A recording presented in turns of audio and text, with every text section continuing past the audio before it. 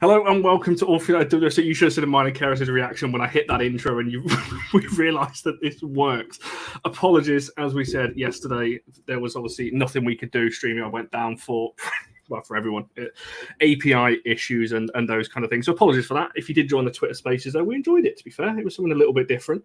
It was also weird because me, Jess and Keris stayed on StreamYard, so we could see each other talking while also listening on Twitter, which was nice.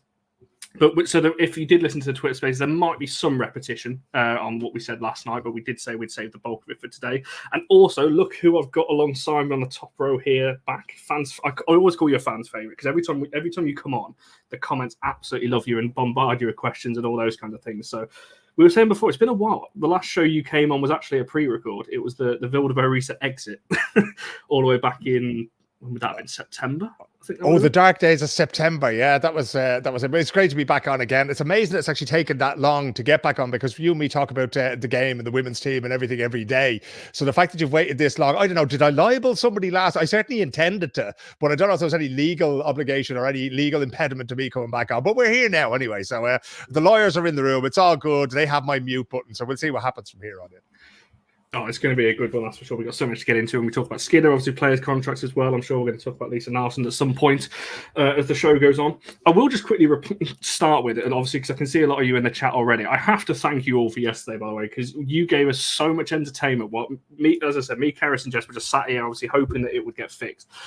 For 40 minutes, all of you stayed in the chat. We're making your own entertainment. There was some songs going back and forth, and seeing the friendships form amongst you in the chat as well.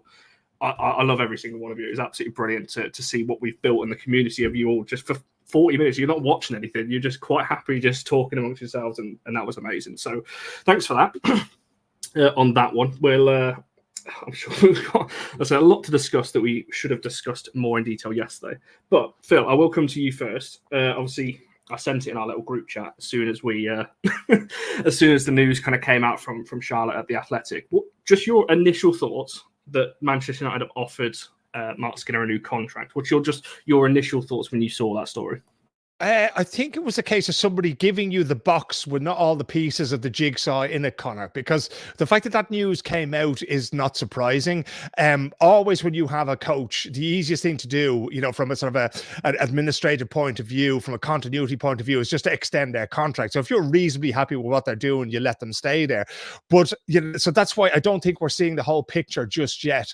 I really hope that there's a proper evaluation going on, that there's other candidates involved, that they're actually looking, and I mean no disrespect to Mark and the staff and that kind of thing who did so well last year, but I do think that you really have to sit down, especially after what's happened this season and all the bits and pieces that we've seen, that we really sort of need to say, okay, is this the right person to take the club forward? Is the club in a place where he can help it now, or is it time to look for somebody else?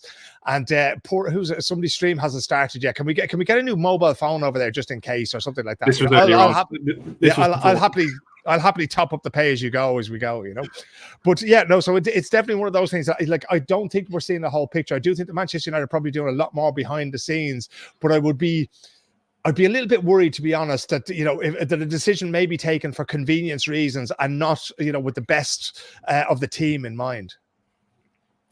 No, as I said, we're going to dive a lot into that. That's certainly a good, I guess, summary to start off on that. So I want to address a couple of these little allegations earlier on. So first off, obviously, Highland saying Phil's on this one. I don't buy. There's no extra charge for the extra therapy session.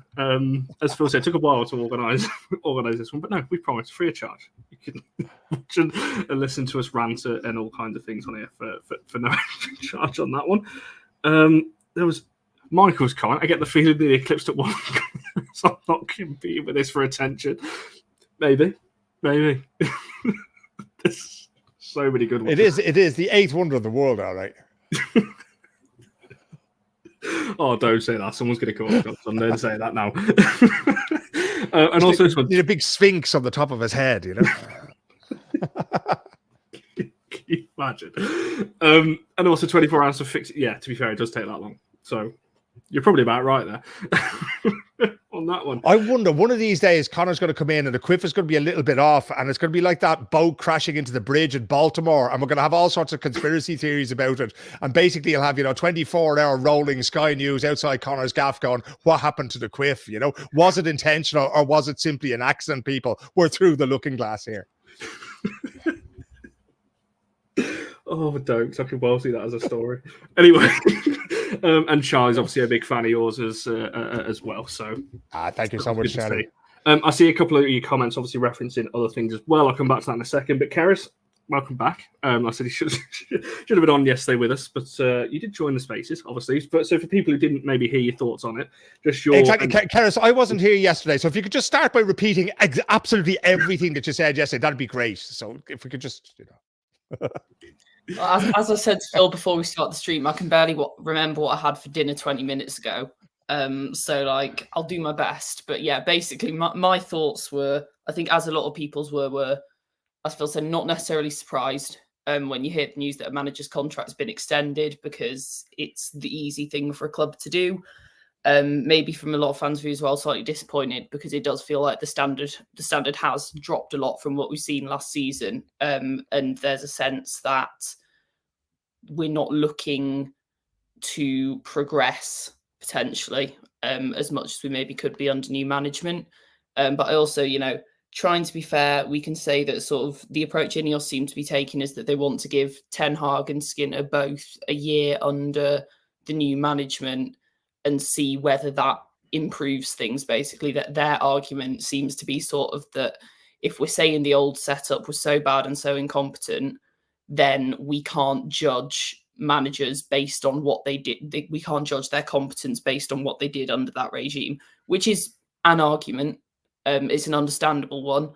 But I think, for me, the kind of approach that's shown by this decision to offer him a new deal will depend quite a lot on the length of the contract. So if it's just like a 1-year extension and it's you've got this year under the new regime to make your kind of improvements that you're telling us you can make, then that's one thing.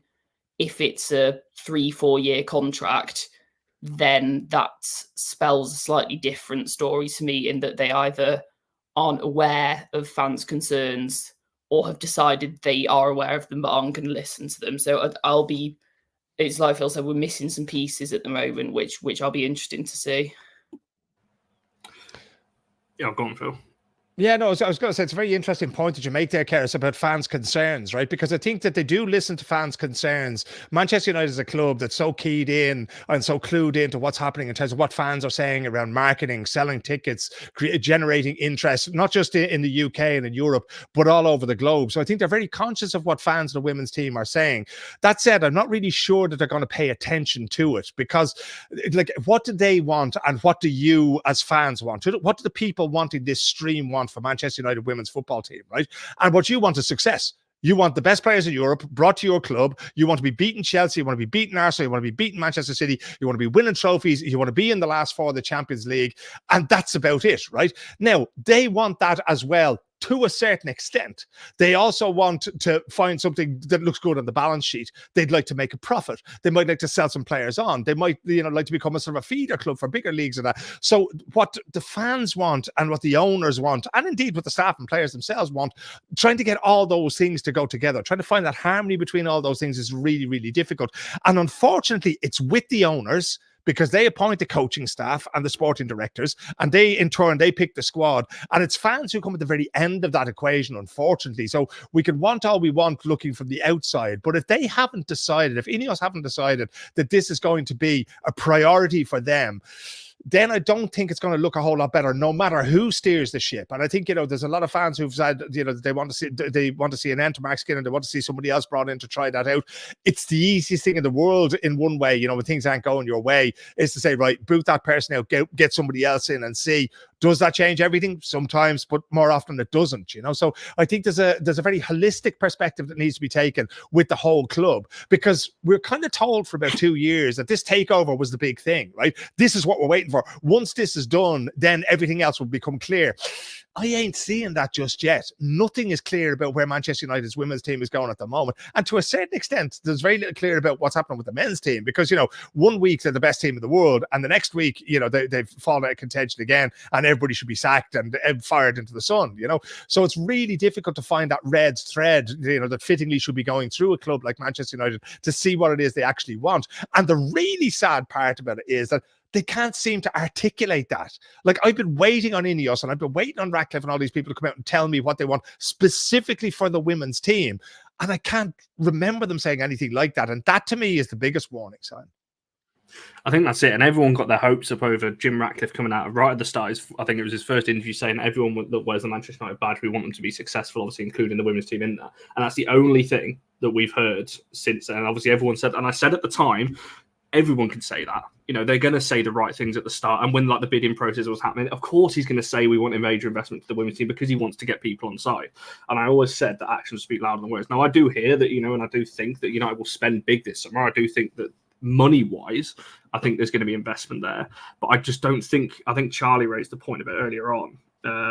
It sounds like United women are being treated as a training opportunity for inexperienced coaches. And it does seem to look like that we're trying to build coaches up, and then maybe that Martin Ho, obviously a big example of that, built them up, moved them on. Obviously, Casey Stoney has obviously moved on. And we're looking at the coach we've got now, and it's very much like, I'm not so sure if they want the best in class and everything, we're far away from that at the moment. And I think that's a big worry.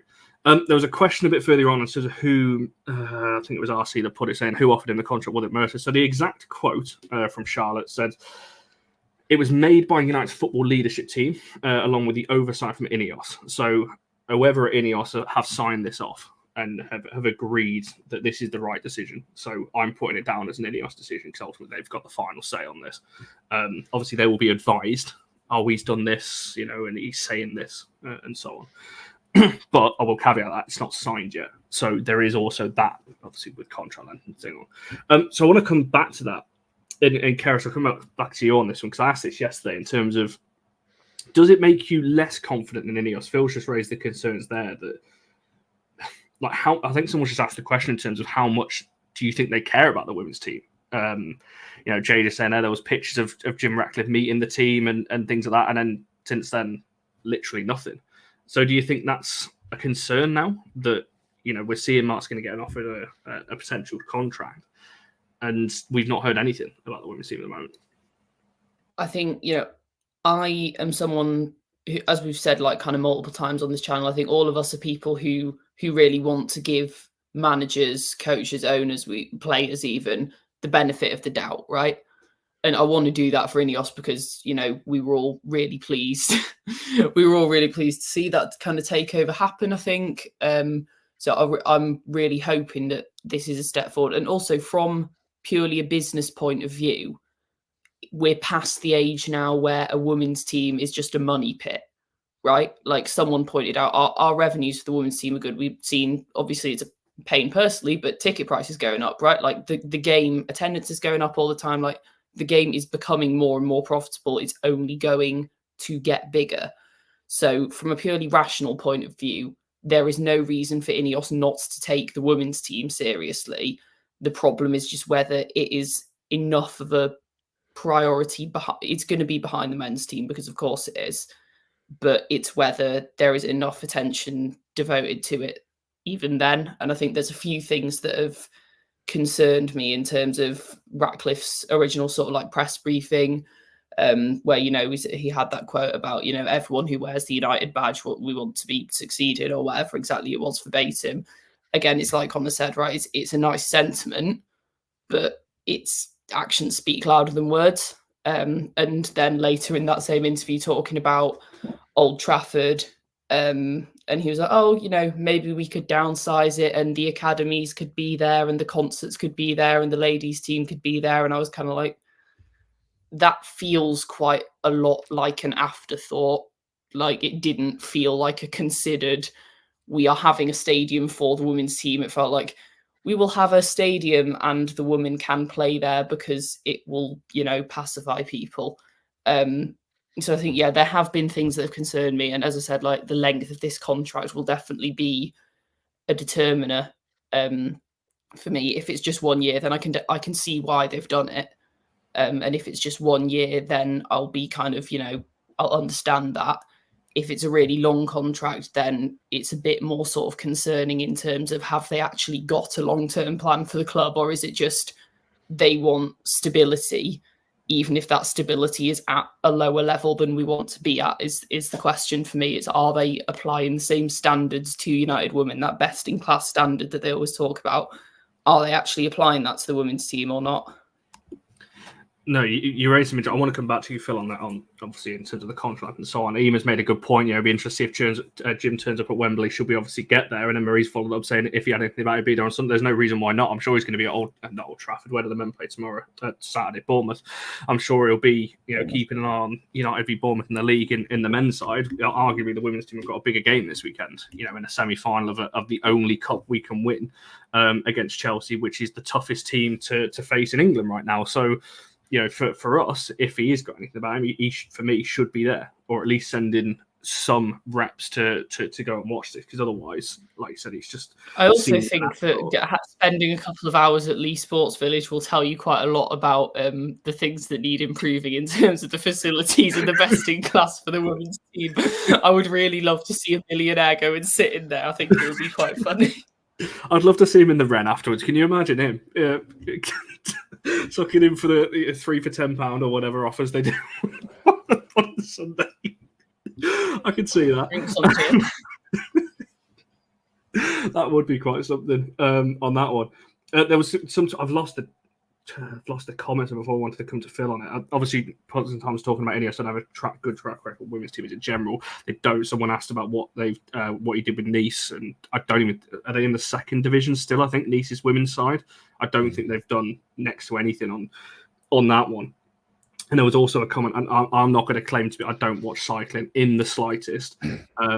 But Trevor Shea's made the point there. They don't have a good record in women's sports. The calls for them to create a women's cycling team, and I think I read a tweet yesterday or something like that. It's 10 years they've been trying to push for that, and they've still not do it yet. On the men's side, amazing. What everyone bigs up what they've done for British cycling, all that kind of thing. Maybe not on the women's. I don't know much about it, so I can't really comment on that one. But Phil Keris raised the point there, obviously talking about the contract length. So do you think that's the big factor in this? Because that's what Charlotte, who obviously reported this, that he's been offered a contract, is maybe the stalling point, that he maybe wants a longer contract, but the club are maybe looking at more of a shorter one. Do you think if he is to get a longer one, that kind of says, do you think that would raise or should raise concerns? What do you where do you stand on like the whole contract length kind of situation? It's an interesting one because, you're trying to sort of read the tea leaves and all of these things, Connor. What does each of these decisions mean for the women's team's place in the club, what they're going to be in the Women's Super League, the Champions League and that, right? And absolutely, if they see Marc Skinner as a steady hand at the tiller and they offer him a 3 or 4 year contract, then that's what they're trying to tell us, because they're not telling us any more than that. They're going to say, okay, this is okay. It's okay to finish in the Champions League places. It's okay to then perform frankly pathetically in the Champions League qualifiers and miss the greatest opportunity to play in Europe that the club has ever had. It's okay to not be as good as last year. It's okay to not be as solid as last year. It's okay to have players that I don't think are as good as the squad that they had last year, and to sort of drop out of contention an awful lot earlier, because this time last year the streams that we were doing were about, can Manchester United win the league? And we're not doing that anymore. So are we okay with that? Are we okay with the fact that, okay, everything is not as good as it was this time last year, and your reward is a longer contract? I don't see how that works in a results-based business. I cannot see how people with a background in investment and investment banking and mergers and all this kind of thing can come in and go, okay, the performance there has gone down drastically in 1 year. Let's extend these people. I cannot think of another business in which that is going to happen. And again, that's not knowing everything that's gone on behind the scenes. And with all respect for Mark and his staff and everything else like that, I know it probably hasn't been easy in terms of the resources that were made available to them before the takeover and all of these caveats, but I just don't see it. And again, Keris uses the term, and it should be used because it's Manchester United, best in class. You cannot just be content to have a team in the Women's Super League if you're Manchester United. I'm sorry, that is not your place in the food chain. You are the biggest club in the world. Now act like it. invest like it, pay like it, sign players who live up to that, get coaches who do that. Because unless you are doing that, you are ceding that ground to Chelsea and to Arsenal, to Manchester City,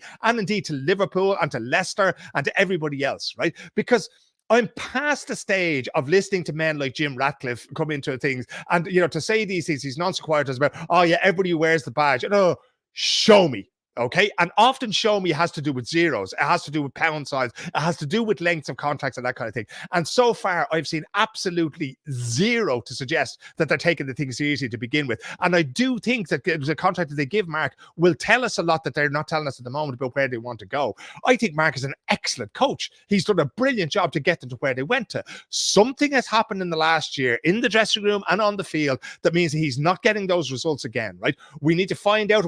Fans certainly need to find out. I need to be told why that is and what's being done to change it. Because if all you're going to do now is move the deck chairs around the Titanic, we're going to be sitting here next year going, well, that was another wasted year. And that's what fans of Manchester United had to do for several years until last year and the opportunity to qualify for the Champions League. So I'm past listening to what they say. I'm past the interviews. I'm past mix zones and you know what Marc says and Ratliff says and all that. Show me what you're going to do, right? Prove to me that this is the path you want to be on and that this is where you want to get to. I find it so hard to follow what you say because I just agree with everything that you say. It's like I lose all track when you're speaking like that because, I agree. And I think that's the big worry I have. And I think I've lost the comment, but someone made you'll have to let me know who put it in the chat. But somebody said earlier saying we can't afford to waste another year of going backwards because other teams like Liverpool are up and coming. Wait until Newcastle get into the WSL in a couple of years. They're going to be spending like mad trying to get their owners have made it very clear that they want to get into the Champions League within a couple of seasons, so they're going to be straight up and pushing to the top. So I feel like United can't afford, and when we've got players that are potentially already looking at the exit door, if they're not convinced by the sporting project, forget money for a second. If they're not convinced that the club's ambitions match their own, they're not going to stick around. We've got some amazing players, some amazing youngsters. We spoke about a couple of them yesterday, like Emma Watson, May Letitia, Jade Riviere, like Grace Clinton, these types. They're not going to stick around if United aren't going to match their ambition to wanting to win trophies and to push on into the Champions League, because why would they? They're going to get offers from all over Europe and top clubs, in England that are competing for these things on the regular. And I think, you proper depressed me there when you said this time last year we were doing a show, because I was literally watching that earlier, the show we did on the WSL running when we had 4 games to go. And it's me and Keris were talking about this earlier as well, talking about Villa away last season, like when Millie Turner scored that winner, how good it felt. And like, I genuinely thought we were winning the league at that point because it was such a fit. And the contrast to now, like less than a year on, we've lost so many likable players. We spoke obviously at length. People had their own thoughts on what me and you said, Phil, on the show about Vilda Borussia. But I remember the quote you said, this will come back to bite Manchester United next season. And it's not just on that transfer, by the way. There's other things that have gone on. But I do feel the way United handled themselves all last summer. Obviously, The Athletic did a report on the way that we handled Alessia and Honor's contract, the way that Vilda was essentially shoved out, and other players, you only have to look at their leaving posts in terms of what they thought when they left as well. I think so much happened in the last 12 months from the summer obviously and Martin Ho obviously going as well was a big one. Look at what he's doing over at Bran obviously in Connor, if I could just come in there, because I've spoken to Martin about this recently. I've been to one of the games in Bran when they played against St. Pölten, the Austrian team, on a terrible night over there in the middle of a storm. And it literally struck me there that Bran, this small little club in Norway, right now, so obviously Scandinavian women's football has always been pretty strong, but it's always been very amateur. There's been very little money on offer there. But what they're doing in that club is basically, like a tiny, tiny little version of what Manchester United should be. And it's amazing to think that it's within grasp. It's nothing to do with budgets or anything else like that. A lot of it is to do with culture and how you think about the game and how you play the game.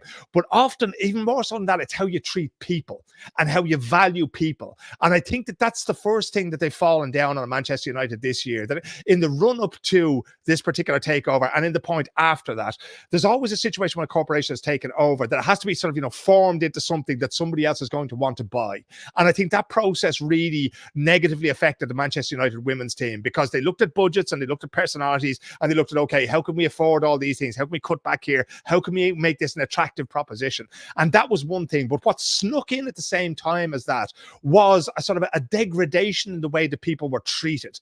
And that to me is where the fault really lies, right? As I say, I don't doubt Marc Skinner as a coach, as somebody for the X's and O's and to look at the game and analyze it. I don't doubt him one bit whatsoever, right? But what I do doubt, or what I would question, is his ability to motivate a team that hasn't been treated well by the club, because effectively he's the club's representative. He's what comes between them and the club, right?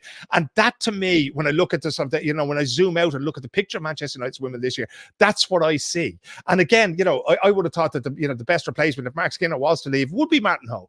And let Martin come back and do the things that he is good at with that, because he's an extremely personable chap. I don't know if you've ever met him. The nicest fella in the world, but the most respectful and the most humble fella as well, And that to me, again, I mentioned Manchester United is the biggest club in the world, but that doesn't mean that you have to act like a dickhead everywhere you go, right? You can have that sense of humility about it.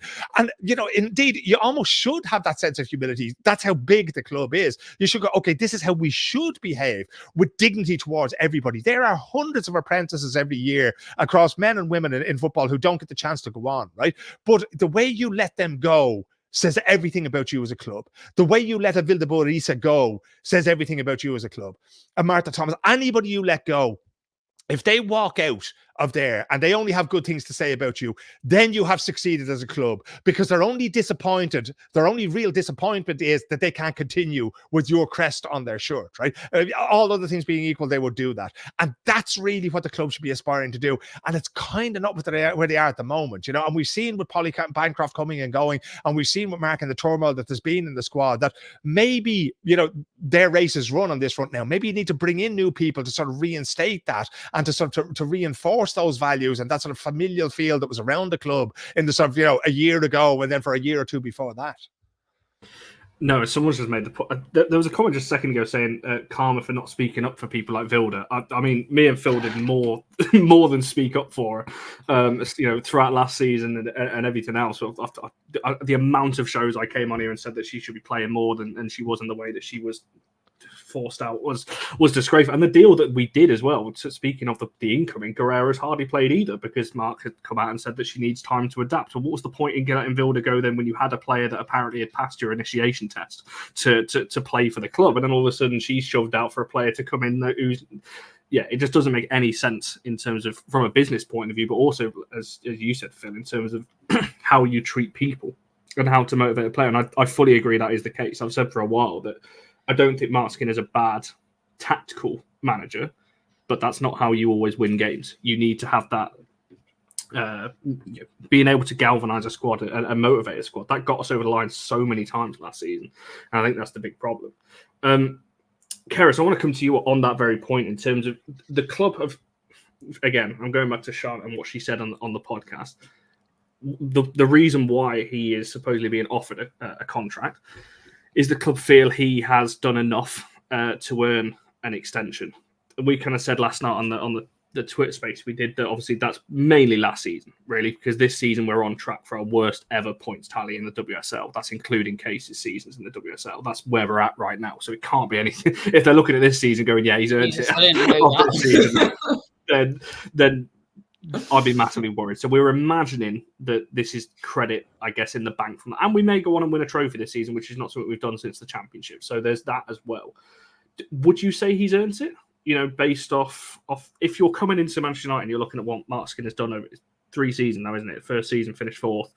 Obviously last season, obviously second in the cup final. And then this season, 4th it's going to be, and a potential cup final, maybe win it. Do you think that's enough for another extension? I mean, it is difficult, right? So I think the thing that has frustrated a lot of people is not necessarily that finishing 4th and getting to a cup final potentially is like a horrendous performance.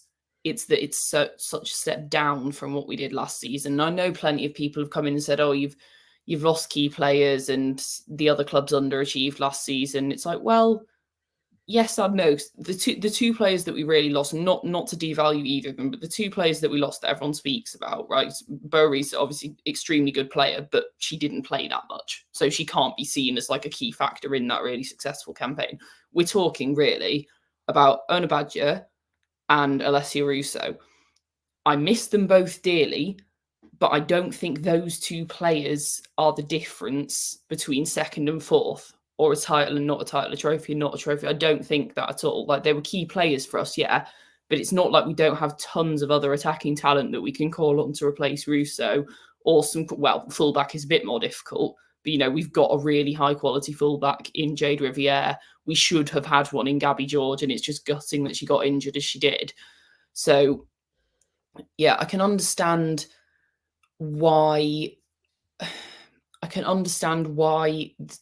the club are saying they think he's done enough, because if you're looking at it as from almost a, I don't want to say rational, because that makes it sound like fans being irrational, right? But I think as a fan, it's so frustrating to see your club underperform.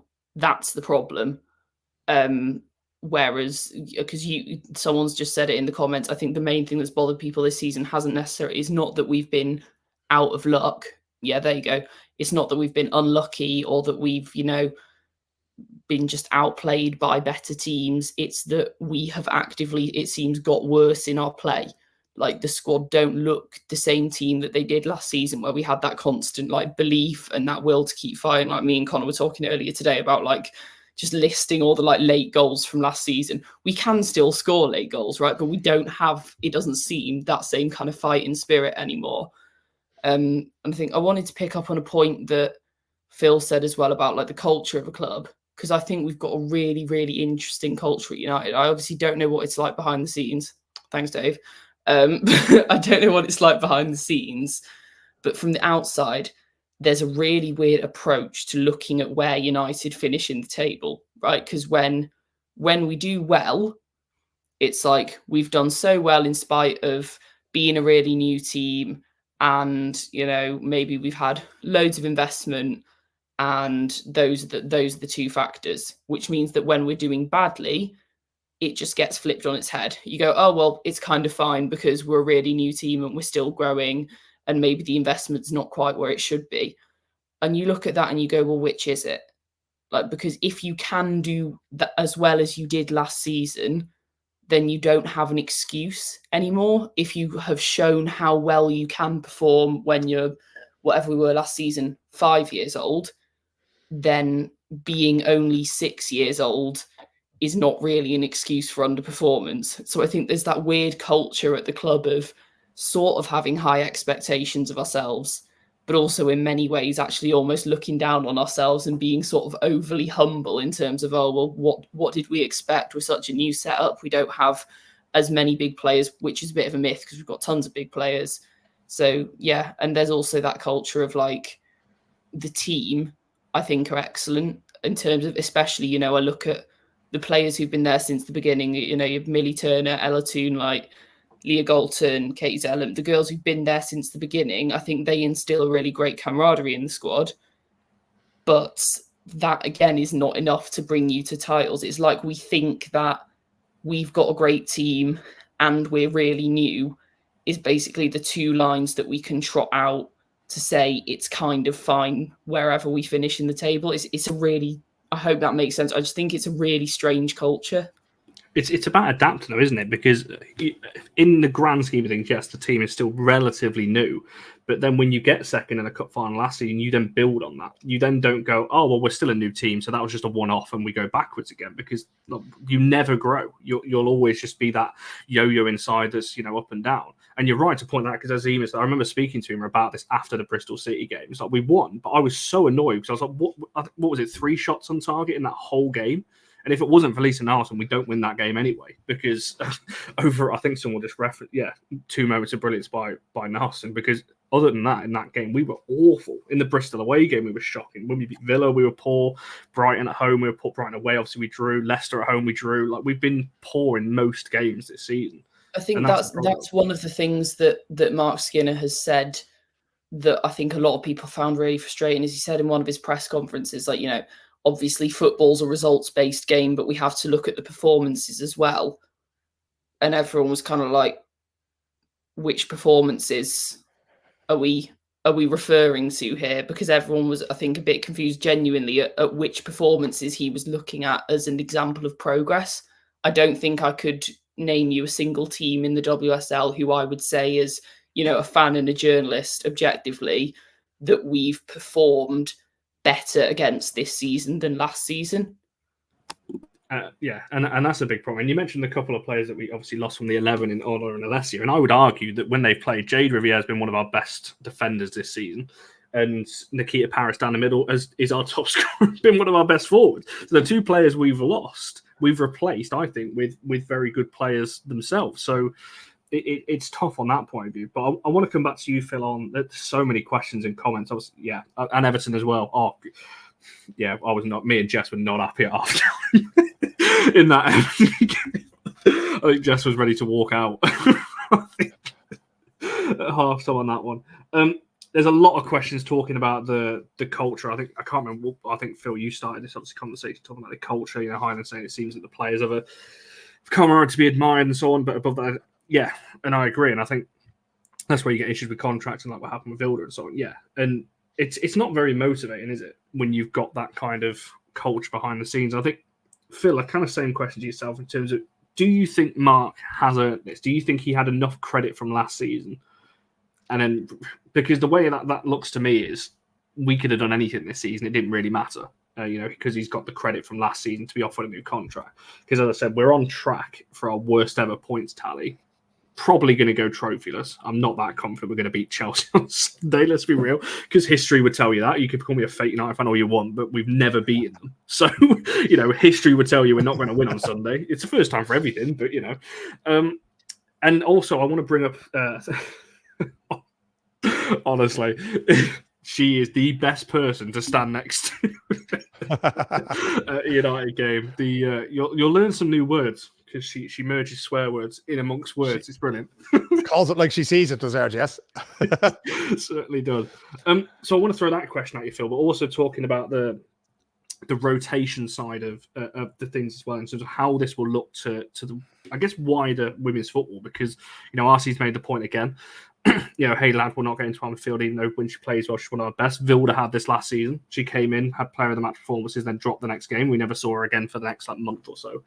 So in terms of if Marc is to sign this contract and obviously stay on for next season and beyond, in terms of what that means for other players looking at United, in terms of, is it still, do you think, an attractive prospect for players to go there? At the moment, I don't think so. I think that given the choice between playing for Manchester United and playing for Manchester City or Arsenal or Chelsea, I think people are just going to choose those other clubs. If you have a chance to go to PSG, if you have a chance to go to Bran in Norway or whatever, I think what a lot of players, they're still not making millions, Connor, right? So there's still the thing of, am I going to win things, is still a huge thing. When Therese Sessi Åsland was moving from Kristianstad in Sweden to Bran for their first season as Bran women, they'd taken over from another club there. She was going, I am going to win the league, right? That is what I am going to do. I am signing for that club because I know with the girls they're bringing in and with me there, I am going to win the league. And she did. And her next contract then was, I am going to Spain because hopefully I'm going to play in warm weather and make some money, right? So that was her thing. And now she's come back. She's playing with you, Gordon, here. I love Therese. There's no airs or grace about her whatsoever. Brilliant footballer. And Jesus, she could do a job for Man United as well. But when players look at clubs like Manchester United now, because if the lowest wage or the I think the floor in the WSL is like 26 grand a year, it's not money, right? So if you're going to go there and put up with the weather in Manchester and everything else besides, and the coaching and all those kinds of things, is it worth your while to go there, or are you better to go somewhere else, right? Is there a risk that you're going to end up being frozen out there and be, you know, having 2 bad games and being sort of put on the bench and then never been seen again for the rest of the season, being shuffled off out the door to a club that, you know, wasn't even on your radar a year ago, right? I think it's an extremely big risk, unless you are a top player that Manchester United are paying a lot of money for, and to, that's the only way to guarantee that you're going to be in the first team every week, no matter what you do, really.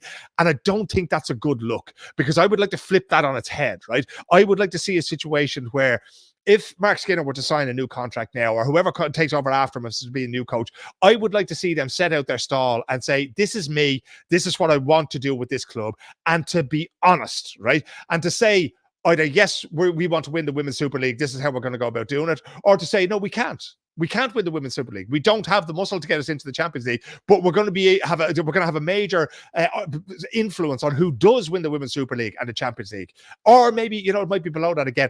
That's what's missing for me, right? Because fans can't make decisions to go to away games or home games or anything based on anything. You don't know what the club is trying to do, what they're trying to achieve. Are you just trying to survive? Well, then say that. I would rather they manage the expectations of fans and journalists and players than to just sort of pretend that, no, we're actually trying to win everything, when they're probably not that bothered that they missed the Champions League because of all the hassle that goes into organising those games, And that for me is what's lacking. If I was a player, if I was advising a player now, I would say to them, look, if they say to me, oh, I've been offered a contract by Manchester United, my first question to them would not be, what is that offer? It would be, who else is interested in you? Right? Because I think that's what it comes down to now. If you have the choice between Manchester United and somebody else, it's who is the somebody else is going to be the most important thing.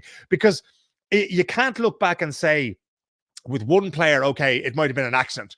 With two players, it might have been a coincidence, right? With 3 or 4 or 5 players leaving on bad terms, good players, players who would have been getting a game elsewhere, playing for other Women's Super League teams, for Aston Villa, for Leicester City, or for Atletico Madrid, or whatever in the case of Vilda, right? When that happens too often, you start to see a pattern here.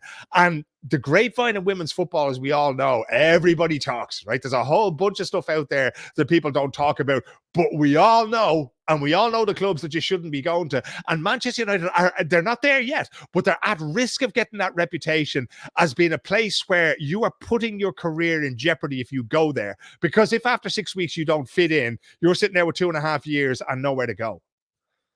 No, and I don't want to bring it all the way back to Vilda. I want to use that as an example. As I said earlier, you said on that show talking about, this will come back to bite Man United, obviously, in the way that was handled. But also players looking at it, like I said, Guerrero was the player that we swapped Vilda for, and she's barely played. You've got players like Mala. We loaned her, and she's played less minutes for us this season than she did for Lyon. Now, that's what a waste. Why? What is the point in loaning a player who's won the Champions League, I don't know how many times, 4 times, 5 times, whatever. And the other thing there, Connor, is Lyon going to loan you another player? When you've taken one of their players, I think she's in the final year of her contract, and she's basically sat on the bench, are they going to say, okay, here's Ada Hegerberg, who's returning from injury, she'll give you a few games? They're not going to do it. So not only are you annoying fans and players, you're annoying other clubs too that you're supposed to be trying to do business with further down the line. Because they'll send her back there in June. They go, oh, how was it? Yeah, a bit wet, rain most days. That's it. She doesn't have anything else to report from her time in Manchester. And she has looked absolutely brilliant in the games that I've seen her. I don't know if she's injured or what it is, but there's certainly something going on there. No, well, she in the last couple of games, she's not got a and she's just walked straight down the tunnel by the looks of it, at full time, which is not a good look when players do that. Clap the fans a little bit and then just walk down the tunnel on your own. And yeah, as you said, she's been excellent. She literally played in the Brighton quarter-final game and was our best player in that game. Then all of a sudden just frozen out the squad again. I don't understand. It's fair. We spoke about this on this channel when we got Marc Skinner in the very first place. Talking obviously because there was a lot of concerns talking about obviously his record there was not very good, and I know a lot of top players that he had at Orlando didn't particularly speak very highly of him either. So there was definitely concern when we brought. I remember all of that, the split at the start of the when he first came in. Obviously, I was under the impression let's just give him a chance, let's see what he can do first, because he's not even had a look in yet, and people have wrote him off. But you're right to point out, as Arcee saying there, players that we're looking at the moment that's publicly reported, Pile's obviously the big one, seems to want to come to England, and obviously everything else. This is an elite forward. Can you imagine her? I can't see it personally if Marc stays, because I'm looking at it going, she'd probably get benched and just sat there on the bed. This is an elite forward, and all of a sudden needs time to bed in and things like that, which is true for every player. They always need time to adapt to a new environment, not as it's made out. Lisa Nelson's a prime example of this. I think Keris, we've done numerous shows on this when Marc came out and said that the only thing standing in Lisa's way is Lisa. And then she plays a couple of games, gets a few goals, and then she's, up for player of the month. And it's like, so she wasn't standing in her own way, was she? She was ready, clearly. Actually, Marc, the only thing standing in Lisa's way was you. And I think that's the big worry I have with Marc potentially staying. One is losing players further down the line, but also because I remember again talking about that show we did obviously with Vilda, And I remember us saying that obviously the information that we had, and I'm allowed to say this because you said it on the show, but it came from another player. That's where the information came from. So if other players, and it wasn't a United, this was obviously another team, if they knew that this was happening, as you said on the show, that these things get passed around, people talk, it's not a good look. And that's my big worry when we're going for these players. What are we saying to players in interviews now, like that we're scouting for the summer and everything else, like saying, right, this is going to be the manager for next season, this is his plans. Like, how do those conversations go? Because like I said, if you're like a close affiliation to any of these players that have left, the first thing you do, isn't it? You go and check with them. Oh, you've been at United. What was it like when you were there? What was it like? And I don't think we'd get glowing reviews. Certainly not after this season, and even last season. The concerns were there. So, well, if you take an example from across the city, it's another player that's spoken about on this stream and on this show before is Will Blackstad, who played on the left wing for Norway and has played left back with disastrous consequences on occasion. But Will, when she came from Rosenborg in Norway to Manchester City, she was probably the most promising player in Norwegian football. She'd had 2 incredible seasons behind her. Has everything: physicality, touch. She has ability. She sees the game well and that. But she was raw. She was this kid, this bundle of energy, right? And what happens with players like that is when you get into a setup like Manchester United at the elite level of the Women's Super League, right? Really what you're not doing there is you're not taking talent and you're refining it. What you're doing is you're fine-tuning somebody who's almost a finished product, right? Will Blackstad, Manchester City, was a little bit too raw for them. And they either didn't have the time or the interest to fine-tune her game to make her a success in the Women's Super League. Still did well when she played for them. Made a couple of mistakes, got cup games, that kind of thing. Came here, played for Häcken on loan, really developed in that time. But now when City decided to let her go, she was bought by Hammarby here in Stockholm. And now she's back with Martin Sjögren, who coached her for the Norwegian setup. And now she's going to get that care and attention that she needs to develop her game so that eventually she can go back to England or go to Spain or somewhere like that, right? That's another thing that we need to see at Manchester United. What aisle are you shopping in now, right? Are you shopping in the Payor aisle where you're going to get like a world-class footballer straight out of the box, right? Are you going to put her in a situation where she can thrive, right? Because certain players don't do certain things, right? There's any amount of kinds of centre forwards, from your big tall centre forward who likes to flick the ball on to your short nippy person who likes to chase those knockdowns, right? Who are the players you are buying and why? How are you going to use them? And if we were to go back to that question I asked of, okay, if Manchester United are interested, who else are interested? The next question after that would be, how are they going to use you, right? The Republic of Ireland the other night in the European qualifiers, they played Aoife Mannion as left wing back at the start of one of the games. And it kind of went against France. Aoife's a fantastic footballer, and she's actually intelligent enough to do it, right? But if I was Aoife Mannion signing for a club and they told me they were going to play me left wing back, like Tuva Hansen at Bayern Munich, no. I'm just not doing that, right? That's not in my career plan whatsoever, right? And whatever crystal ball you're looking in, I think it's cracked, mate, right? So that's the kind of thing the players are going to be asking themselves as well. Because if you look at the situation, this time last year, Manchester United had more central midfielders than a Panini sticker book, and they were just putting more in and just clipping more on top and that kind of thing. It doesn't care how ugly it looks and that kind of, but they just kept on doing it. So they're the questions that the club needs to be asking. And again, that ask of the coach, what way are you going to play the game? What way do you see the game? What way do you see the opposition? Are you going to play the same way no matter what the opposition is? So you're going to adjust in every game. Certain adjustments will be made, but will that sort of affect your philosophy? Are you going to play against Bristol the same way as you can play against Arsenal? All of these things matter, and they're kind of the answers that we're waiting on now. But again, we're at a situation now where you can't really do a whole lot in a club like Manchester United because it is a results-based business. I don't think there's a lot left in this season now. Season could pretty much be over on Sunday with a loss in the FA Cup semi-final. And that's when the real questions start. Because do you as fans want to experience another season like this one? I don't think you do. I think you deserve more than this, and I think you want more than this. And therefore the questions have to be, is this coach and these players, are they going to get us to where we want to go? I can't take another season like this. There's no way. These shows have been tough enough to do this after every. If we lose 3-1 on Sunday, I don't know what I'm going to do on Monday's review show, because that'll be like what the 6th or 7th 3-1 loss to a top 3 side this season. No. But could I just ask you a question, Connor, and you as well, Keris, right? Say you do lose on Sunday to Chelsea, right? The unthinkable happens. If there's a good performance, then does that change the way you see your question? If that's the question, Basically, no. But would a good performance save anything for this season, or do you really need a trophy to save it for you? To save the season or to save Mark? I think to save the season would be the question. Then we'll see what happens with him after that. Oh. No phone a friend, no lifelines here at all. You're on your own, kids. I think because the thing is, we've put in great performances against City and Arsenal particularly, but we have challenged Chelsea before as well. And I think if we can go back in and properly challenge them again, it would give me hope. I think would it save the season? No, but also to me, it sounds really silly to say the FA Cup wouldn't save the season, because of course I would absolutely love to win the FA Cup, right? Like, there is the only thing I would love more than to win the FA Cup is to win the league. But like, I think even if we win the FA Cup, that doesn't automatically make a successful season. So for me, it is just as much about the performance in a way. Like, if we can, because last year in the cup final against Chelsea, right? Like, we matched them. We played so well, and I think we were unlucky. And, you know, I think since then, the performances that we've had against Chelsea have just been nowhere close to it. So if we can go in on Sunday and put in a really strong performance, I will feel a lot better about our season. But I don't think, for me personally, there's anything that's going to make me feel great about our season now. No, I agree with you. I think, you know, as NT said, one good performance.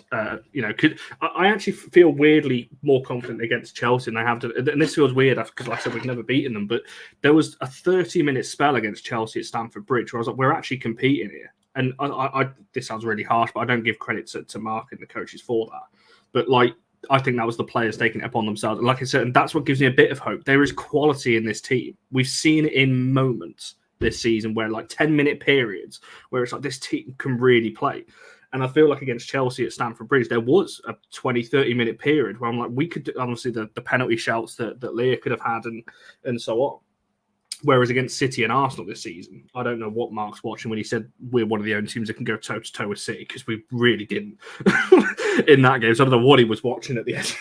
But, you know, talking about that, and at Arsenal, that was just embarrassing. You know, that could have been, we're lucky that was 3-1 at the Emirates. That could have been a lot heavier. You know, they had the post twice, 3 times, whatever.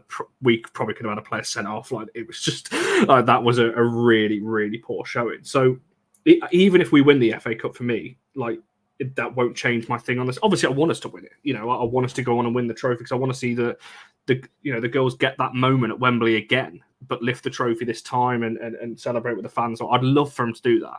Will it change? You know, I said all along, will it change my thoughts on changing a manager this summer? No, and it won't change my thoughts on the season. What would have changed it's a bit too late for it now because we're so late towards the end of the season. What would have changed my thoughts is if Mark changed some of his answers in press conferences and the way he speaks about certain players and certain things going on, and seeing more rotation actually backing up what he's saying. I think that would change my mind a little bit for the longer term. But I don't think, well, the evidence is there. We're, how many games away from the end of the season? 5. And we've not seen it yet. So I doubt we're going to see it, you know, five games from the end. So, yeah, no, it wouldn't change my mind on the season. It would be nice. You know, we win on Sunday and beat Chelsea for sure. Like, amazing. But I can't see. Someone's just put in the chat, we're going to hold 6. I really hope not. I'll walk out of 5, I think. I'm going to sit in the Ren for the rest of the game if we're 5-0 down. No, I'm not too sure. I don't know. Like I said, because there's some fans I think will obviously accept Mark staying if we win the FA Cup. For me, it's just, I don't know. Cup competitions, I don't think should save someone's job, because you can get, this sounds really bad, but you can get lucky in a cup. You can get a few good draws and make your way to the semi-final, like just by getting lower. We did that last season, really. We had 3 championship teams on our way to the final. So you can get favourable draws and get your way there. Obviously, this season we've got Chelsea in the semi, which is, like I said earlier, the toughest. But I don't bank on cups to save a season. And 100%. I'd rather lose. I genuinely, this sounds really bad. I'd rather lose 4-1 than 3, just so it's a different score. Because I'm so sick of 3-1 defeats on that one. There's so many comments. I'm just trying to have a look. Lucky in the well, yeah. I thought you meant last season, and I was trying to think. What? No, but yeah, this season. To be fair, I mean, yeah, we got knocked out. Wasn't really in our.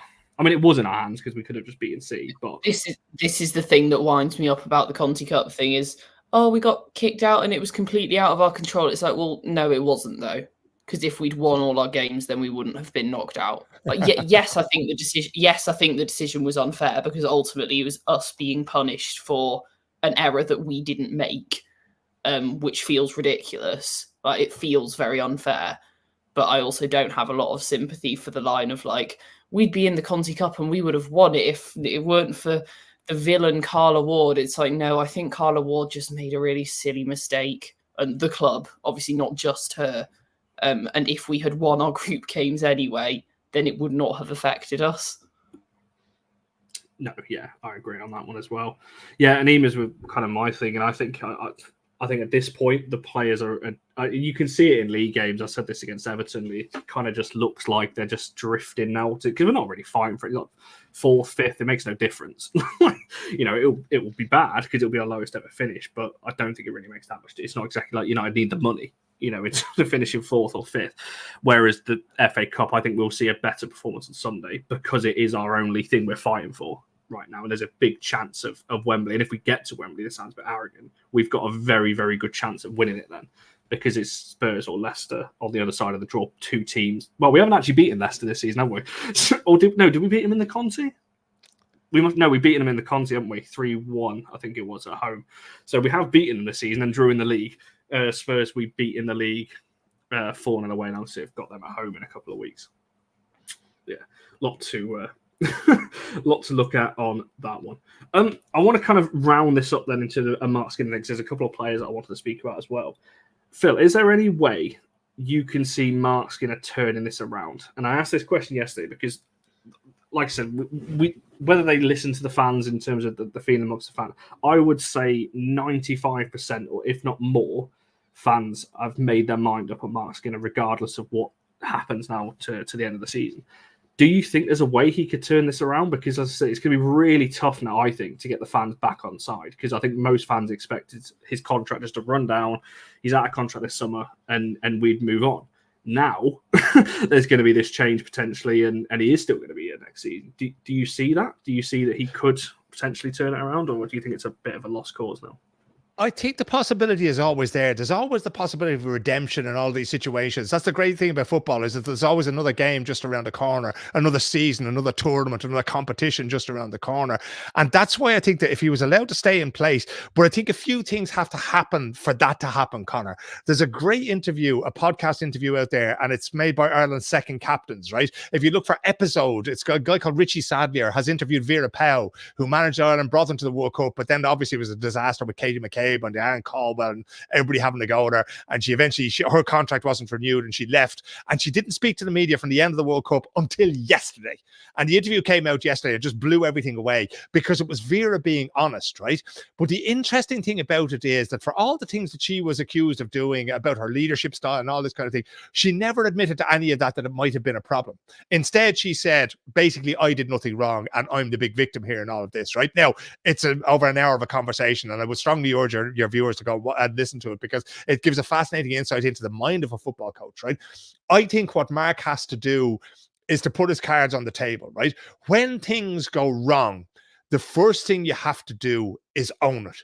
Because once you've done that, there's nothing more that we as pundits or journalists or fans can say, right? If he puts his hand up and says, I'm sorry, lads, that season was an absolute disaster. Last July, when we sat down to plan this, we expected something completely different. We thought we'd be in the Champions League, the WSL. Then recruitment went to shit, and I fell out with people and all that kind of thing. And you know what? If he does that, what can we say? If he comes out and goes, I'm sorry, I made these mistakes, there's nothing we can say. And most fans, I think, would say, all right, well, you got us to that point, and now at least you're telling us the truth.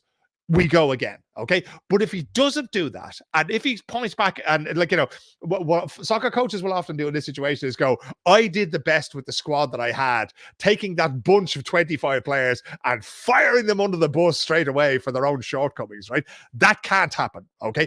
It has to be him crawling to the cross, as they say in the Nordic languages, and begging for forgiveness almost, you know, saying, look, we got certain things wrong. We need to do that better. This is our roadmap.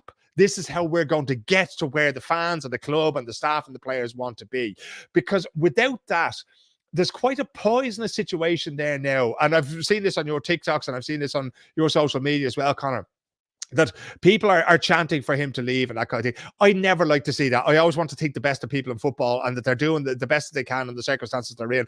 So it's always difficult to see something like that. Again, against somebody who's been successful with the club as well. But if that's how they feel, they pay their money and they stand on that terrace or sit in that stand, and that's their right to do so.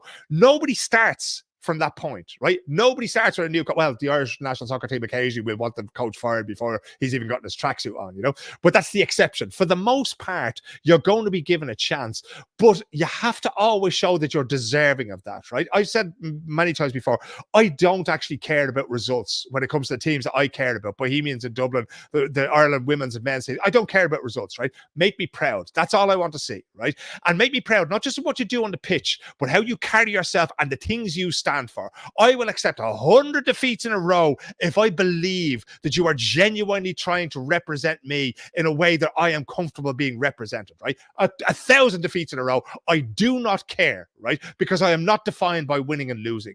Go out there and give the fans something they want to see. Give them something they want to talk about on a Monday morning, win, lose, or draw, that they can be proud, right? That is where the starting point has to be. And at the moment, Manchester United's women's team is not there. And it's about as far from being there as they've been in the last 2 or 3 years, right? There's an awful lot of people have to sit down at the end of this season, right? And look in that mirror and say, did I do everything I could to make the best of this season, right? 99% of people in the club are going to have to say no, and they're going to have to ask themselves why. And they're going to have to be prepared, unlike Vera Pauw, to say, you know what, part of that was my own fault. Maybe not all of it, but part of it. Now, what are you prepared to do to fix that? And if you're thinking as well, you know, well, none of that was my fault, it was all everybody else's fault, then this is not for you, right? It has to be honest, because if you're not being honest, you're not being genuine with the fans, then you've really no business having that to do with a football club. That's a massive criticism I've had of Mark this season. In terms of when results haven't gone well, his first thing is always to there's always like someone else, or it's this is the reason, this is the reason. I would respect him a lot more if he came out after a thing and said, yeah, well, I got things wrong today and this didn't work in the way that I thought it was going to be. But he doesn't. It's always, oh, the players didn't do this right. They didn't do that. Oh, they didn't follow the plan here. We should have scored it. And it's like, we should have had this. And it's like, just accept for once that I've genuinely not once have I ever heard him say that he maybe have got something wrong, and that's impossible. There's no way that he has never made a single mistake in you know, the results that we've had and the performances that we've had this season. So I think you're right, and I think it would come across a lot better with the players. You know, if he came out and said, you know, these things as well, because then he's shielding the players from the criticism. Now, a lot of fans see through it anyway, and kind of protect the players in their own ways. But yeah, and seems maybe like 100,000 would have us. Yeah, if we lost 1,000 again, especially in women's football with the leagues a lot smaller, we would be. You'd be in Division 26 by December. And yeah, exactly as Heide said, you know, at the Emirates, Evans at left back never acknowledged that was a mistake. Like, Mark, you put her there. Like, you can't then in an interview say, I'm not going to throw her under the bus, but you know, this didn't work out. Well, that's on you. You played her there. Like, she's not a left back, and you put her there. So that's on you as the manager to rectify that. So yeah, it's incredibly frustrating. Yeah, Maria, I'm with you. I don't anymore. Well, no, I have to for the shows, just in case he says something I need to reference. But there we go. Keris, go on, bring us home on this kind of question. And can you see a way that he turns it around? And I guess we're happy with him, you know, come this time, maybe next year, if he is to sign this extension. For me, like, you know, whenever I'm feeling negative about anyone in football, whether it's a player or a coach or whoever, I'm always the happiest person in the world to be proven wrong, right? And I've had so many players in the past, for the men's team in particular, to be fair, not so much the women's team, that I really did not think were right for us, really did not think were a good fit. And they've turned it around. And if a manager can do that, none of the men's managers have really been given any time to do that since Sir Alex left. But so I've never really had to experience it with a manager before. They've always been sacked before I could think about whether I wanted them to stay. But I think, if next season we see a real improvement, and a real improvement doesn't necessarily, I'm not saying we have to win the WSL, I'm not saying we have to win the FA Cup. It's just, last season, had we, in some alternative universe, I know it doesn't really make sense in terms of points, but had we played the way we played last season and finished 4th, I would have been absolutely fine with it. Right? Like, I know it doesn't make sense in terms of points, but in the theoretical situation where we perform the same way as we performed last season and we finish outside the Champions League places, that's fine. Because it's like Phil said, it's about pride in the club. And we are a young club and we are on a journey. Me having just criticised everyone for saying that earlier. But, I acknowledge that. And I think that, it is about performances, and it is about, the work ethic. And I think that's the thing that I've been really upset by this season, is the performance level having dropped. I think if we can get the performance level back to where we want it to be, then fantastic. And, I'll happily kind of eat every bad word I've ever said about Marc Skinner. But, it's whether that happens is what it takes for that to happen. Maybe it's INEOS giving the whole club set up a real kick up the backside and saying, listen, this is a 1-year contract. You have this season to show us that you're the right people to be in charge of this team. And if you don't show us that, then you'll be gone. Because I personally think that's what it should take. People need to see, okay, our jobs are at stake here, and this new setup isn't going to settle for less than what the fans want and the players want and the club wants. No, I think that's a fair way of looking at it. As I say, it's going to, for me personally, it's going to take a lot, I think, next season to win me back over. Because I just think too much has happened. And I'm not going to lie, I'd convinced myself that we were getting a new manager for next season. And then this, obviously, news started breaking, and you talk to certain people, and it's like, oh, no. So we'll see. We'll see what happens come the summer and next season. Like I said, it is worth caveating, I said from the start, he's not officially signed yet. So there is a possibility that he doesn't actually sign the contract that's on the table. There's clearly something that's a stumbling block. But I will say the quote from Charlotte, who obviously this article came from, did say that there's a high level of optimism that a deal is going to be agreed. So it is looking like, and if it's come from the Athletic, there was a couple of people replying to us saying, is this reliable? The Athletic are probably the most reliable sources out there. If it's come from them, this is true. On this, particularly around Man United, they're very, very good when it comes to all things United. Right, Phil, we can't go through a show without asking. I used to love it. We used to be able to ask you about all the Norwegians we've got. We used to have 3. We've now got 1. And the question is she going to be here next season for you, really? Because, as soon as we saw the Instagram thing that she'd changed agent, I straight away messaged you. It's like, yeah. What's going on? Now, Lisa's been, like I said, at the start of the season, she played a couple of the big games, played in the derby, she played against PSG. Then we didn't see her for a bit. And then Mark said that quote that, the only thing standing in the way is herself. Then she puts in player of the match performance and scores a few goals now in the team. What do you think is going to happen with her? Because as you said, obviously, when Vilda and Maria left, that obviously that's going to leave a dent in her own thought process. There was doubts on her coming in the first place. It was delayed because she was not so sure on that one. Where do you think she's going to end up next season? Can you see her sticking around for next season and performing in the side, or where do you think on that one?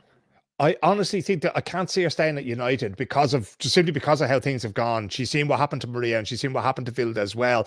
And I think it's going to be a long time before Scandinavian players look at Manchester United as a viable club again, And again, just Manchester in general, after what happened to Yuli Blackstad across town at Manchester City, I would say, again, an awful lot of these girls, and Lisa's one of those people who's in a place in her career now where she wants to go win things, right? So she'd be looking at top clubs in Germany. She'd be looking at top clubs in the WSL. She'd be looking at top clubs in Spain.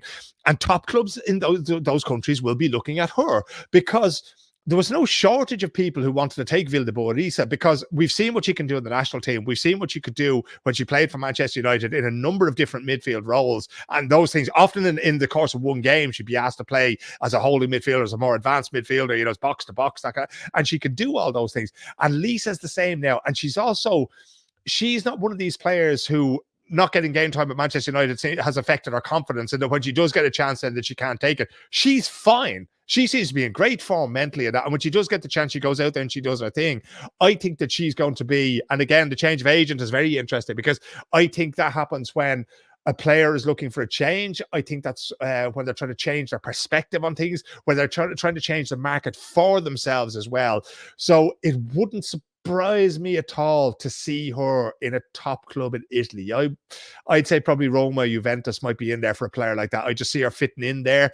I see her being allowed to be herself there in maybe a way that she hasn't been allowed to be at Manchester United.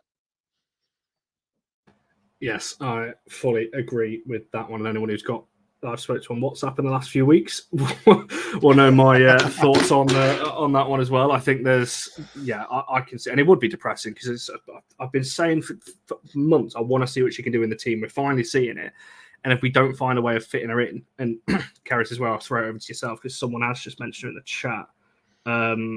I will just bring up Lot's comment though, saying obviously Dan Ashworth is going to have the final say, Skinner, so there's still hope. Yes, as I said, he's not signed it yet, so we'll reserve full debrief on that one. But Lot also mentioned Grace Clinton, obviously same positions, in midfield, kind of looking at there. Someone made a point earlier on, obviously Katie Zellam's contract is still not signed either. We're looking at that potentially as well. Obviously, I did ask you this yesterday, but if you want to repeat your answer, because I can't actually remember what you said. Grace Clinton, Lisa Nelson, what can you see happening with it? And I will actually throw Lucia Garcia into that conversation as well, because she's done an interview recently saying that she doesn't know where she's going to be next season as well. And we know, obviously, her contract is coming to an end. Yeah, I mean, I think in terms of Grace Clinton, I think it could actually be quite an interesting one in terms of if Katie Zellam was to not renew her contract. I think that could play into other players' decisions, because that's the sort of we always talk about how whenever we're talking about the midfield for a game, we're talking about the midfield three. We're really talking about one, because we know Zellam's going to be playing and we know Toon is going to be playing, right? So it potentially, I think if Zellam leaves, it forces whoever is in charge next season, whether that's still Skinner or not, to kind of shake things up a bit. And, if you're throwing out, or if you're not having Zellam in there, well, you may as well see what you can do. And you may as well play Toon in that sort of super sub role that she does a lot for England, maybe, or something like that. And kind of then that creates the opportunities for players like Grace Clinton to establish themselves in the starting 11. So I think it could actually depend quite a lot on that.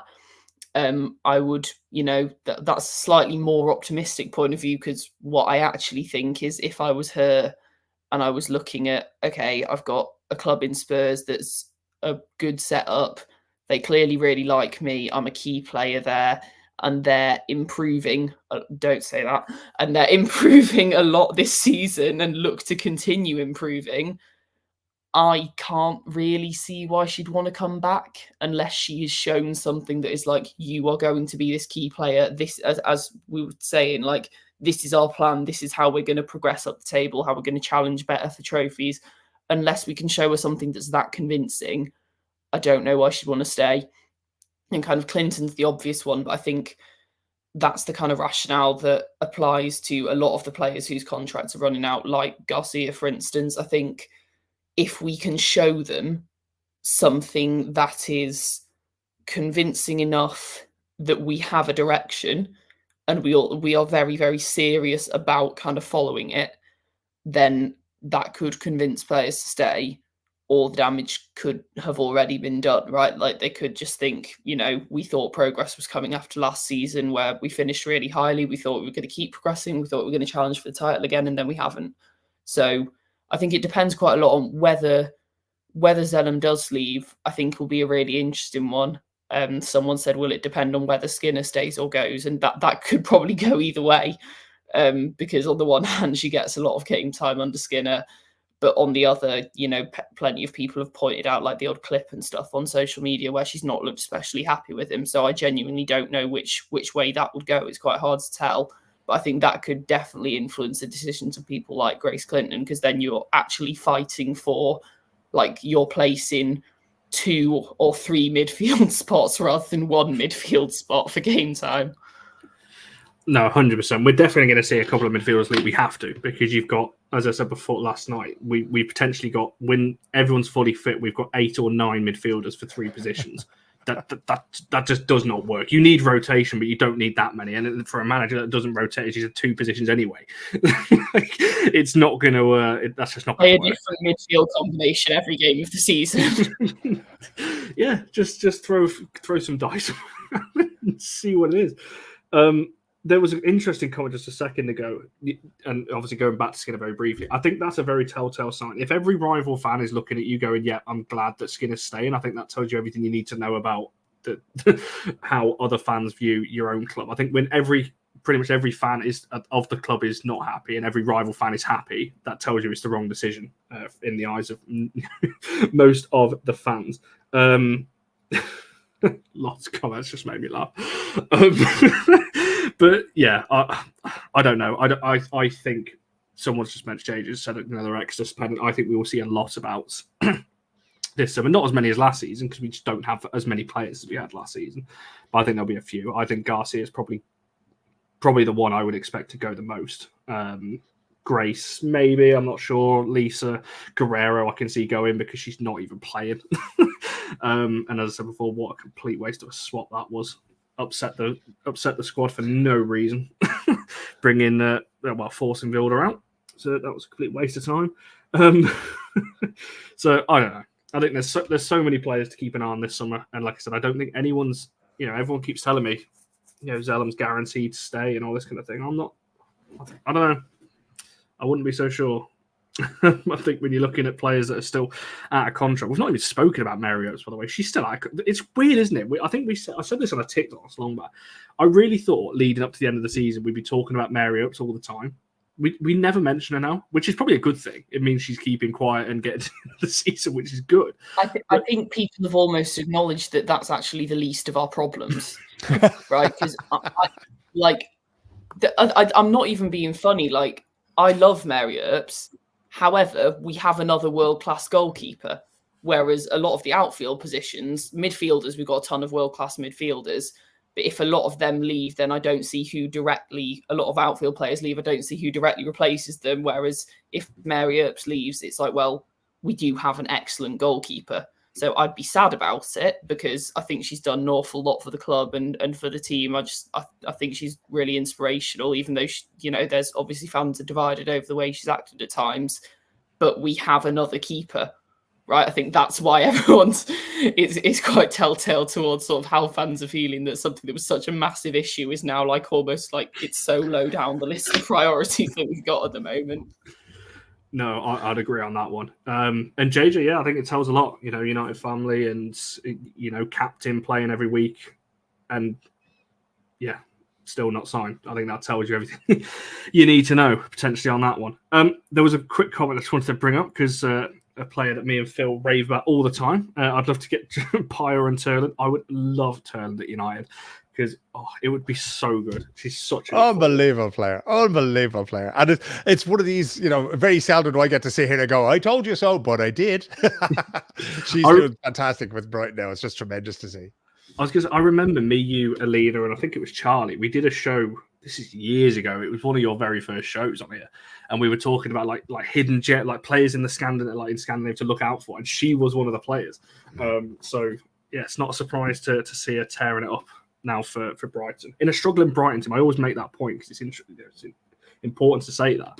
They're struggling. I wonder if you took away her goals and her performances from this year, I wonder where Brighton would be. I don't imagine they'd be in a very good place. They mightn't exactly be where Bristol City are, but they certainly wouldn't be doing as well as they're doing at the moment, And if I may, I'm going to take one more Norwegian, just drop her in here. Anna Jøsendal, right? Just remember the name, okay? You're not going to need it for a little while. We're in a couple of years' time, or maybe even, towards the start of next season or whatever. Left-footed winger, absolutely tremendous touch, tremendous pace, well able to dribble, well able to shoot, that kind of thing. I definitely think that she's one of those players who could make a fairly big splash in the WSL. And who knows, at Manchester United maybe, if they ever get some common sense. I was going to say, I might extend the show on. There's a couple of questions I do want to very quickly ask you. There's a question that I don't know whether we've asked when Kerry's still on the show or not. I definitely need to ask you, Phil, in a second. I'll wait till the end for that because it's not a football-related question. But while you just said that, and Sandel was literally, I was just about to ask about her. While you're on here, is there anyone that WSL fans, United fans should be looking out for? And is she one of them? Because me and you have spoken about her a lot, obviously at SK Bran currently. Signe is just awesome, and unless you've seen her in the flesh, kind of thing, you don't realize how good this kid is. I love to watch players, especially young players, when they don't have the ball, and an awful lot of them look like they have no idea what's going on when they don't have the ball. Signe is in the right place at the right time. Every time she moves in relation to the ball and the players around her, like no player, like no teenager I've ever seen before at her age, right? Really, really good. And the better the opposition that Bran have played against, the better she has played. Has she done everything right? No. But has she tried to do the right thing in most situations? Yes. And that's very, very hard to teach a young player. She just has it innately. She's a tremendous physical specimen. She's got great technique and that, but the intelligence, the way she sees the game for one so young, Signe Gaupta is absolutely going to be probably better than Frida Monum. And may I take this opportunity on the channel to pass on my best wishes to Frida, who collapsed there in the Conti Cup final. And it was a terrible thing to see. And I'm sure everybody watching this, it doesn't matter what club you support, but I think everybody would love to see Frida back on the pitch, and that as soon as possible as well. No, 100%. That was not nice to see in the slightest. So yeah, obviously hope she recovers well, and obviously I don't think this season, but certainly next season, we see a good Frida once again, but maybe not against United. She can save her. She can have player of the match performances in every other game, just not those two. Just not for those two, yeah. Yeah, she can save on that one. There's a couple of wind-ups in the chat. This guy, I don't know who you are, but you've made some interesting comments in the chat. That's not happening. No, it's just not. Is that some Chawinga younger sister that we haven't heard about yet? Is it? Potentially. On that one. And there's a lot of people agreeing with your point, Karis, on Fallon as well. Again, another player we just brought in, played her for a couple of Conti Cups, pulls out worldy saves against Man City, don't see her again. Because, yeah, that's how it works. Right, for a very off-topic question, before I do that, right at the start, Phil, I started this. Someone said you look like Ringo Starr. Is that something you've heard before? Like, look, if you're going to take the drummer from the best band in the world, I'll take it. I've never had that leveled at me before, but I've no drum kit here. I can't give you a little badum tish to go with it, but certainly, Michael, I'll take that. This is very generous of you altogether. But does that also mean that I look like an almost 80-year-old man and that I'm just rambling here? I might actually have to take offense at the same time as I take that lovely compliment. No, I think it's the first part of that. It's definitely not the latter on that one. And this kind of ties into the question. So Dave said earlier, not whether it's Connor using a knife and fork at McDonald's. It's are available. And then AT follows this up a bit earlier on, saying, I thought the other question before I asked that one, before we go question. I don't think we've asked you this, Phil. It's a so totally unserious question. I don't know whether have we asked you, Karis? I can't remember whether we have or not on a show. I think. Yeah, you asked me on my first show. Yes, we did. We do this to everybody. So Phil, I'm assuming you eat, but I've known you for like 3 years. I still don't know. We've still never asked you this. Do you eat burgers or not? I don't know. I'm assuming you do. Do I eat burgers? Yes, I eat burgers. I'm a human male of a certain age. I'm definitely a burger eater. How do you eat them? Basically, is the question. Connor, this is one of those subjects that I'm surprised that it's taken until now for you to ask me in public, right? Because I'm a normal human being, it'll kind of be like this, right? There will be no implements in between my digits. There'll be none of this kind of crack going on. There's no. You eat a burger with your hands, right? You eat your French fries with your hands. It's fast food. You just do it, okay? Just get over it. Now, if you want to have a little sort of, serviette or anything, that's absolutely up to yourself. That's fine. Go wash your hands. That's also fine, right? Don't come with the cutlery, okay? Don't do that. Don't do that. I'm never going to get anyone to agree with me on this. It's just wrong, Connor. You've asked 100 people this. Right? It's just wrong. What? I mean, watermelon, yes. Avocados, I don't even think I've ever tried it. So, oh, come on, Ella. Don't being out with it. There you go. While we're on this, actually. That's just Like, it's okay. It's kind of like we were trying to say about Marc Skinner. It's okay. We all have faults, right? Just own them, Connor. It's fine. You know, that's your little thing. That's okay. Yes, Trevor says with team not yes. I'm never giving up. No, I'm not giving it up. But Ella's I had just a reminded burger me. last weekend before the Liverpool game, the men's Liverpool game, that was the size of my entire head. I ate it with my hands because that's what you do. Good girl, Kenneth. Like, No, take it apart, deconstruct it. Do you scrape everything off it as well, do you? Well, no, I deconstruct it. So I take the bun off the top and then take it like out and then. But would you not just say that beforehand? It's like, could I have a DIY burger, please? And that'll save you having to take it all apart. Well, yeah, this is why I don't just bring out the ingredients and you look after it yourself, you know? This is why I don't really eat them, because of that reason. Because, like Barry said, I was going to say, Connor, when was the last time you actually ate a burger? Because it doesn't never again in his life. Do you eat pizza with a knife and fork as well? This is going to tell us a lot, Keris. No, hot dogs, yes. Pizzas, no. Hold on, you eat hot dogs with a knife and fork? Yeah, it just... We're going to need an intervention here. Okay, Connor, sit where you are. There are so qualified personnel worse. on their way to you now. Keris, get on the phone to the authorities, right? Hot dogs with a knife and fork. Worse. Oh my God, we're on a whole new level of weird right here. Oh, you wait till it's... So I what don't I was even just know gonna... what to say to that, to be honest, Connor. That's literally, it's designed to be handheld. It's literally the whole point of it. I can't understand it. Eva's on to me.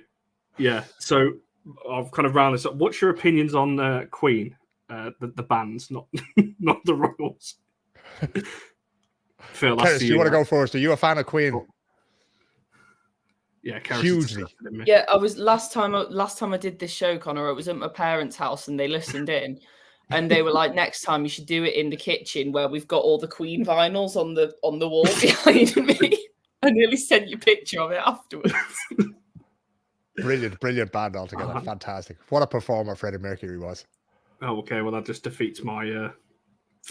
No, I think that as it wasn't an April Fool's, Barry did tweet from the AFU account. I do think they're the most overrated band. Like, do you ever get tired of being wrong, Connor? Is that why you have a YouTube channel, is it? I have a platform for all my weird shit. Oh, dear. My name's Connor and I've got bad opinions. It could be its own show, to be fair. I reckon I've got a show here. You know that TV show Pointless. Maybe that's weird things Connor does. Come with us on a journey to the extremes of your imagination. Good Lord. He's eating crisps out of the packet with a knife and fork. Here we go. I definitely don't go down that route. We all know he's going to try that the moment he kills this stream. He's going to be in the kitchen going, I wonder if this will actually work. Oh, there's no... Yeah, Barry does have a picture of me eating a burger in my hands. I was forced because there was no utensils around, so I had to use my hand, and it was horrible. I hated every moment of it. And yes, but that's literally the reason why I do it, because I don't like it all over my hands. So it's just easier to break it apart and just eat it in smaller... That's okay. That's okay. Still wrong, but okay. Get a napkin like the rest of us. Oh dear. Yeah, I'm definitely. Don't ever change, pal. Don't ever change. We're giving out to you here, and we're giving you a stick. You know what? You eat your burger however you want, right? As long as you still keep putting these streams on and having me and Keris on, we're going to back you 100%. We're never going to eat with you again, right? But we will back you 100% to you do you. Live your best life. I'm worried now, Keris, because obviously I saw your mum at the last game. I'm worried now. I said my opinion on Queen. I did say to you after that. I don't, because my mum saw Connor in the red and came up and said hi, and I was like, she would not have done that if she'd known your opinions on Queen. I don't think anyone's going to now. I always encourage people to come over again. No one's going to do it anymore. That's the guy. You don't want to go. If you are approaching Connor at the next home game, please do so seeing we are the champions. Oh, God, it's just an awful song. I'm digging myself a hole here. You're like loves Daft but hates one of no, so I don't like them either, to be fair. I don't like loads of bands, to be fair, but I just don't like Queen. Yeah, maybe I should. Should we just round the show off? Leave it there. Tune in next time for more popular things that Connor doesn't like. There's probably we've not even got onto films, Phil. To be fair, you're with me on films because you said in the group chat yesterday, I think it was, or the day before, that you don't watch a load of films either. So you're probably on my track with film. Yeah, I have the attention span of a goldfish. Unless there's a ball moving around the screen, I just can't get involved in it, you know? Oh, that's good then. We don't need to get into all that. Right, Phil, where can people follow you and find all your stuff? And things like that? You can attempt to follow me at Philip O'Connor on Twitter is usually the best place to follow me there, despite the fact that it's a crazy cesspit of a place now, but I'm still hanging in there over there. And you can always find me in Connor Roberts Mentions. You will always find me there because he has, as somebody mentioned in the comments there, he has some great football opinions, less so in terms of culinary stuff and cutlery stuff and Queen stuff. But yeah, no, definitely, I'm not going to be blocking him after this conversation. That's good. That's good on that one. I am going to be at LSV on Sunday. So that's it. If you do see us about, come and say hello. I believe Keris is there also as well. So you can come and say hello. There's a few of us at the game, which has been amazing to meet so many of you in the last few weeks. It's Everton in particular was crazy. There were so many of you, which is always nice. Whether we win or lose on Sunday, trust me, I'm not that bad after a defeat. I'm usually all right, to be fair. In regards to this, though, so I probably won't eat in the red. Probably not. You could. I'll buy it maybe if we win. What's this? Do you take the top off the burger? No. So obviously it's already constructed, isn't it? So I just kind of like take it out, and then like the patty, I guess, goes onto the plate, and then you cut that up, and then make your own little slider. What I call it? I don't know. Can we go back to the stop talking comment? Maybe. Just digging a bigger hole for yourself as you go, mate. Yeah, it always gets worse. Ema's made a really important point, though, for those who are going. Rose closed around should plan. I didn't actually know that. So that's me leaving even earlier than I thought. On Sunday, I thought I could have a bit more of a line with the game. Basically, from what I understand, any kind of roads that go past or through Manchester out to Lee are a bit of a nightmare. So have a look at the marathon route and see where's closed. But yeah, I also am going to be in the leaving early club because apparently it's going to be a pain. I'm not allowed to answer this, Michael. I'll get in trouble. JJ's not happy with me. Drinks I'm not that rich. There's too many of you to buy for. So, I will be in the run afterwards though. So Marc Skinner will be buying the drinks in the Ren afterwards if you win 3-1. Can you imagine? That would be a conversation I'd love to have. Mark, if you're watching this, I hope we've not been too harsh on you. You can come on the channel if you want. We'll have this conversation out if you want, and then that'll be good. I feel people would want to see that. You'd be surprised how quickly Connor will revise his opinions if you buy him a couple of drinks and serve him a burger and some cutlery. That's how you win me over. Keris, where can people find you? Because you've not shouted your things out for a while because you're basically a regular on here these days. Yeah, I think this is my 10th. This is my 10th one, which is very nice. So not counting last night. So that's nice. And I've really enjoyed it. But yeah, you can see my Twitter on the screen. I have my podcast with my mate Angel, which is on a break at the moment because we're not at uni currently, so we don't have access to the uni's fancy recording equipment, but it should be back next week. I write for From the Spot, and what else do I do? That's basically it. But yeah, follow me on Twitter and everything's on there. Nice one. Yeah, make sure you go and do that because she's amazing on Twitter and to listen to on the podcast as well as on here. Although she disagrees with a lot of my things that I love these people, man. Just to make it worse for you, JJ, no, that is also for no. I wouldn't use my hands for that either. So unfortunately, no. On that one. Anyway, right, we'll be back literally in 24 hours where we'll have our Chelsea preview. I'm not reading that comment out. We'll be back in 24 hours. We'll have a Chelsea fan on talking all things ahead of the semi-finals. We'll be talking about that game. I'm trying not to look at that comment. We've lost Chaos. I can't see the comment in question, but we've lost our two hosts here. So yes, tomorrow at 7 o'clock, talking Chelsea in more detail, and obviously getting a bit more of the Chelsea perspective. As I said, well, obviously myself and Keris will be at the game on Sunday, so if you do see us about, yes, Michael, it's tomorrow at 7 o'clock. We will be about, so come up and say hello. It's been great meeting so many of you, actually putting faces to the names. That has been amazing. That's the best part of this season, to be fair, is meeting so many of you this season. It's always been nice. Make sure you like the video, subscribe, and follow all of our socials at All for United WSC. We're on pretty much everything. Unfortunately not, he's rejected us for tomorrow, so he's not about, so we have another Chelsea fan joining us instead for tomorrow, so it's going to be good. Come over, like I said, tomorrow 7 o'clock. It'll be a good one. Thanks to Phil and Keris for giving up their evenings. I said 24 hours later than we had planned, but that did mean we were able to get Phil on, and it's been, honestly, Phil, you are one of my favourite people to have on, because I know I can just ask you a question and just just leave you with it. So you can go off, eat a burger with a knife and fork, and come back, and I'm still talking. I said, yeah, he's still going on. Can I have the hot dog as well, please? Yeah, lovely. So thanks to both for giving up your Thursday evenings on that one. As I said, make sure you like the video, subscribe, and all of that lovely stuff. We shall see you guys in about 24 hours.